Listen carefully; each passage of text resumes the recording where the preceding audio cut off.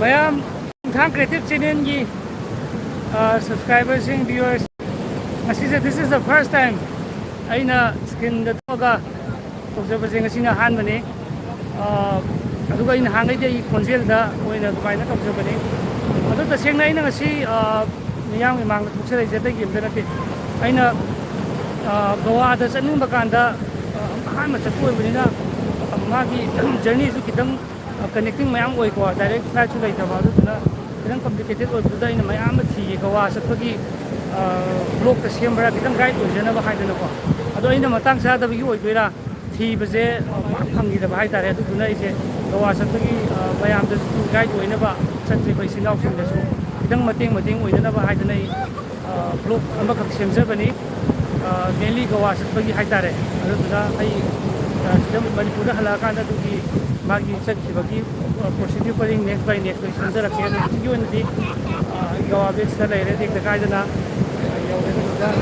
we to da nga si se ai 3 days su bani sida lai bese do mosam weather ki keno kitang phata bana web se kitang kal le hai ta re na hangai de ki abu na sigi emergency lock warning doi dana ba potra ba hai dana ba do yam din nuai mem Goa se abai awa ba ayama ko ko kan da man yam refresh to du ma jaga ma oi dum chat de sinau dum chat de yai to bu du ma pham se yam ni tang e mai po sai sing ke man ko compare to du ma tik tang e aduga nungai ba ki di yam ti nungai hai dare ai ki chundang creative channel ki live hai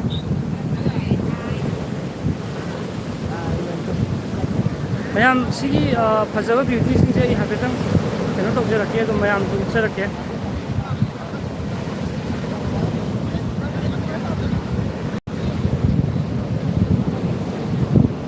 iroi bati ya gidre maram di magi website che du ki mati kan gre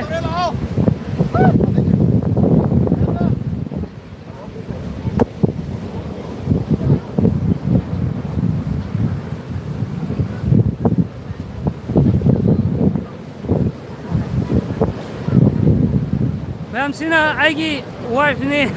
ibai ni chatpani ngasi di mayam de introduce tawrage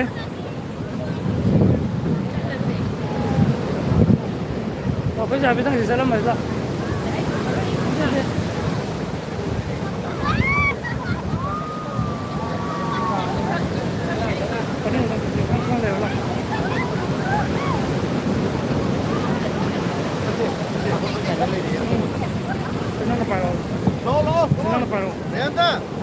Oi no.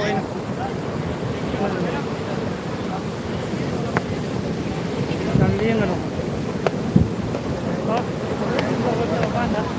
Ai cần tàu gì?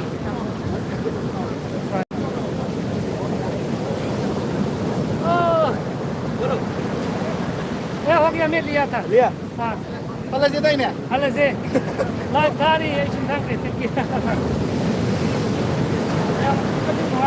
Aku ngasai enjoy to ba yam duai de aduna energy ke loan percent de da daina kitang ma yam excited oi de maram energy ko yam de exhaust to bule tu ni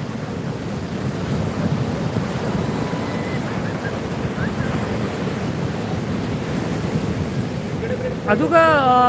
friends in Goa se ai blog sem ba da yaujera ke sigi mayam sigi mafam jidi service ta budin dang day time oi ko tu ayamba mayang koi bam ngawam jing dang do ina tawe ahing nung soiba tum thak bisa bi lang bi ko crime de ina sum thengla jaba da crime ji apra free oi moi government na pra support tawi atum ko gi tourist ki income ju ya ki mati pajan jen to bujani adu duna sida le sing je nai club mark ni thak bisa bi lang bi dance bi atum gi mafam hai da re ko nung adum nungan lamdai phaw dum tawi hai dare sigi bese enjoyment je hai dare ada lai gre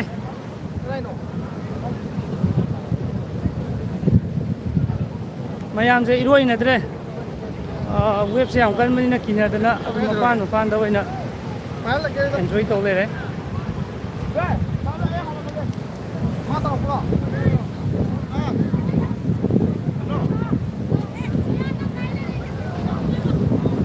Dana,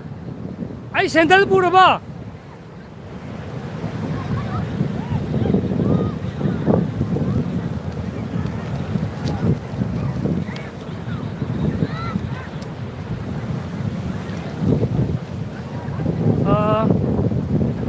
Sige beach na Kalangkod beach haye. Sino ba enjoy to ko dore hotel da chalaka dance to program ni aduga cruise ta enjoy to ge da na maina khalle dance matunda adudi mayam ek ta ka nungai le biro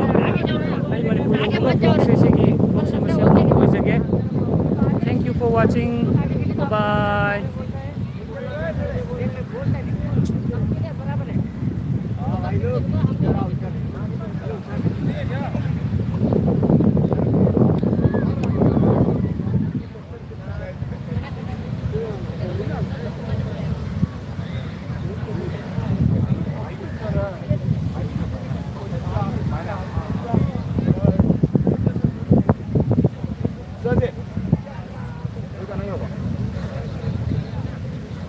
sẽ úp lên đâu